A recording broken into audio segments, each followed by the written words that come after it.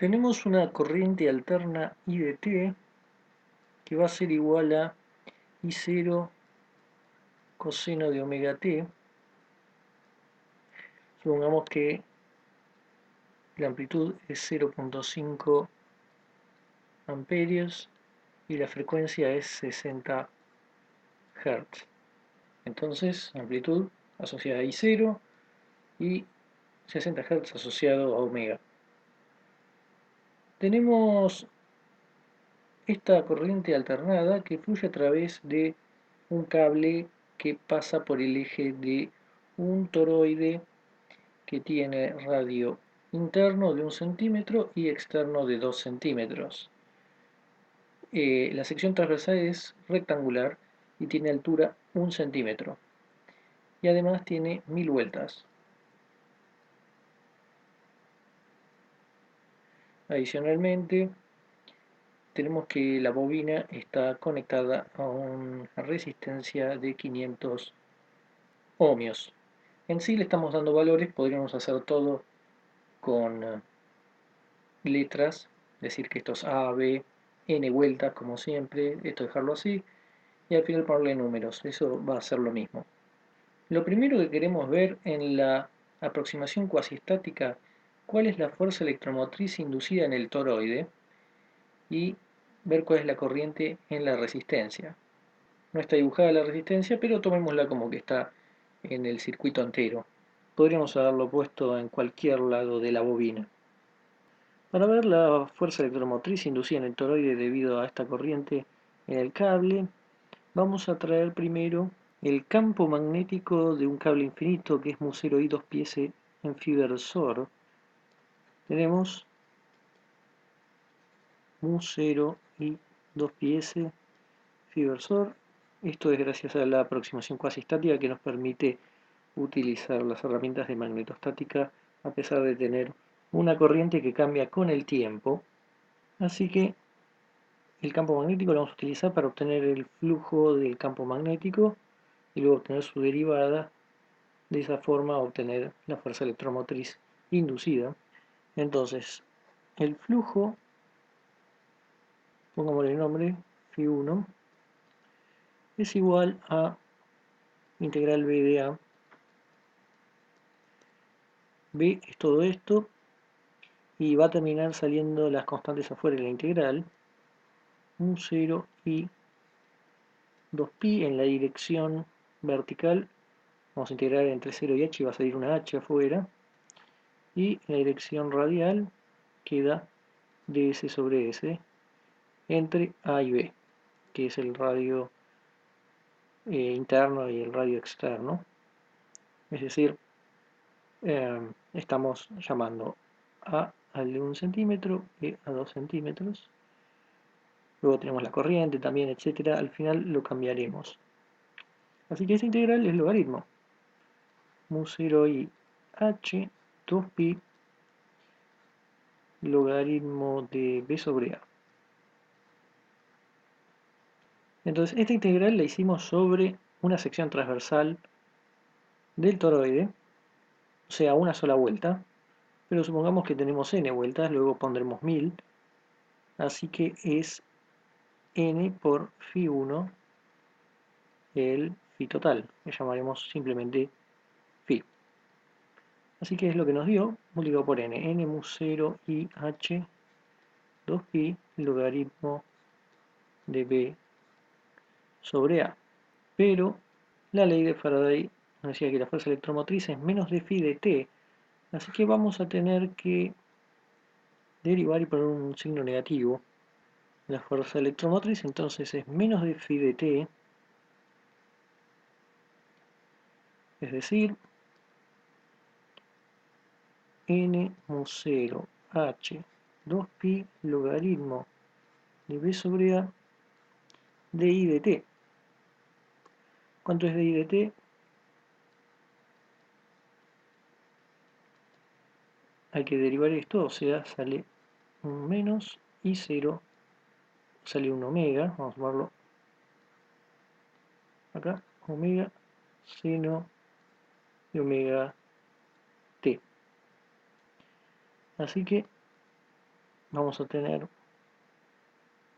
tenemos un menos agregado de este, pero con este menos se va a ir, así que va a quedar n mu 0 h 2pi logaritmo de b sobre a y 0 omega seno de omega t.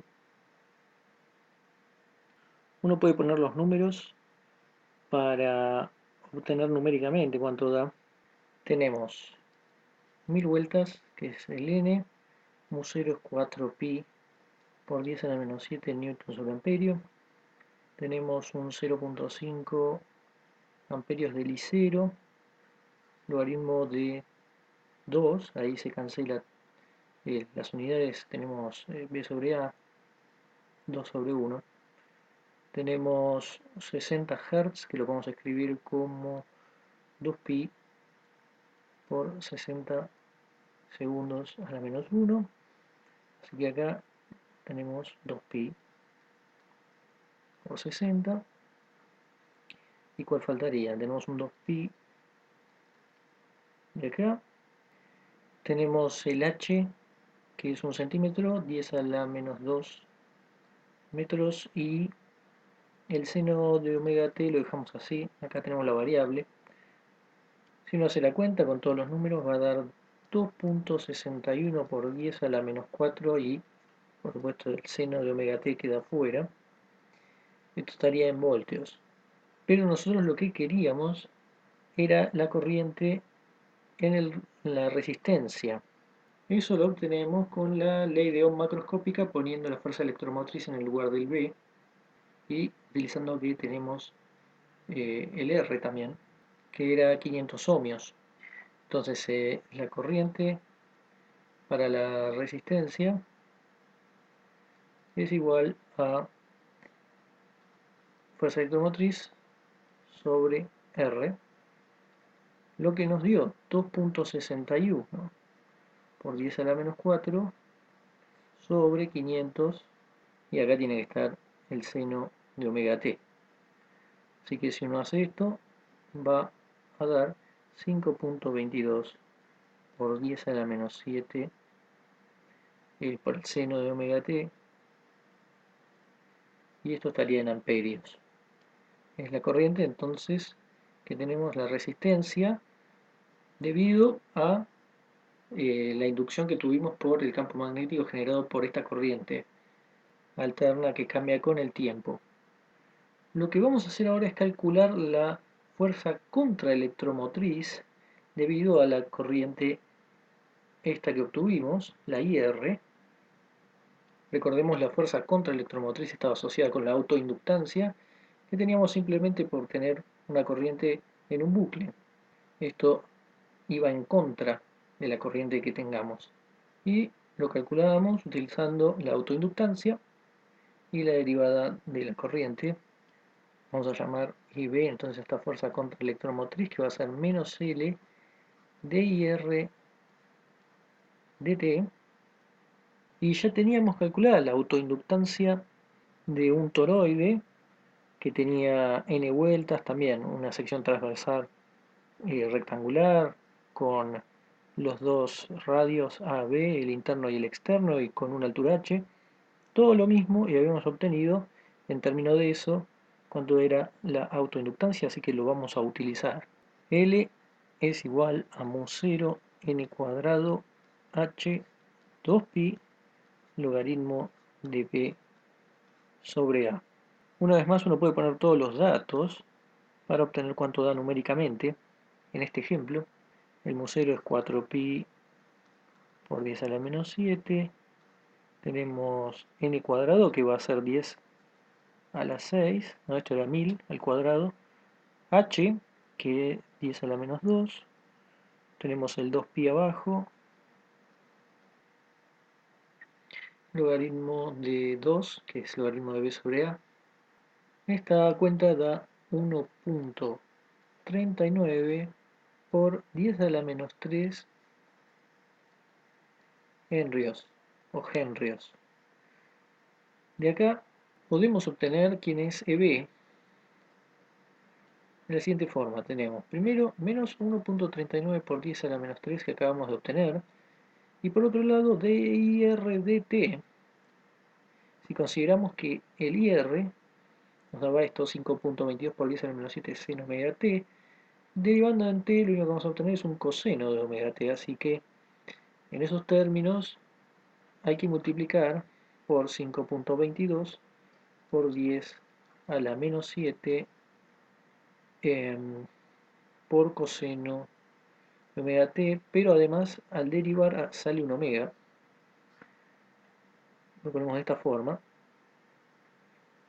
Esto va a ser simplemente 2pi por 60.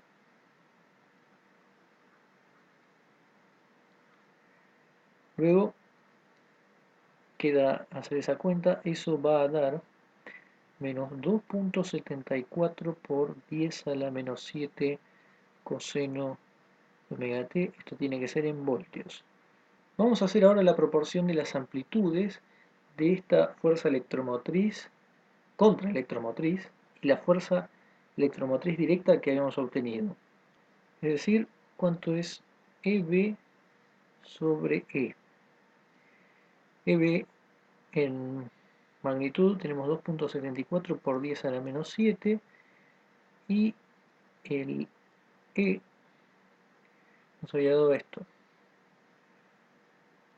2.61 por 10 a la menos 4, estos son 7, seno de omega t, coseno de omega t, nos quedamos nada más que con las amplitudes, o sea, el número que tenemos con el coseno y con el seno. Si uno hace esta cuenta va a dar 1.05 por 10 a la menos 3. Esto lo podemos escribir inclusive si recordamos que EB, si traemos este IR como E sobre R, tenemos que es menos L de E sobre R, pongámoslo así, de T, E. El R lo sacamos abajo, lo único que depende de T es el seno de omega T, pero solo nos interesan las amplitudes, así que este E se cancela con este E, quedando menos L sobre R. Es decir, que eso es igual a mu 0 n cuadrado h logaritmo de b sobre a sobre 2pi y el r que sobra. Y faltó el omega porque en la derivada sí salía un omega y eso hay que contarlo. Solo sacamos los cosenos y los senos.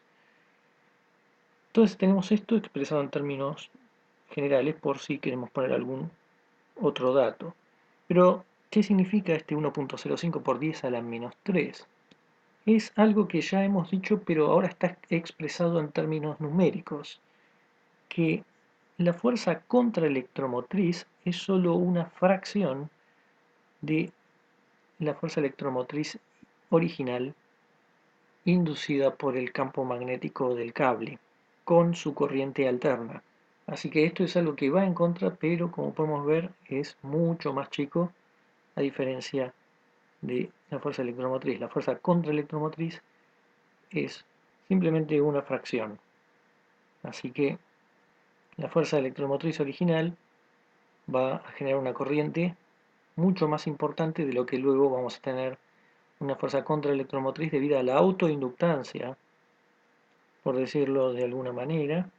En este caso dio 1.05 por 10 a la menos 3 por los datos que pusimos, pero claramente depende de la autoinductancia y esta depende del número de vueltas, de la altura del toroide, de los radios, también de la frecuencia que tenemos en la corriente alterna, de la resistencia, o sea, de casi todo lo que hemos puesto como condición en este sistema.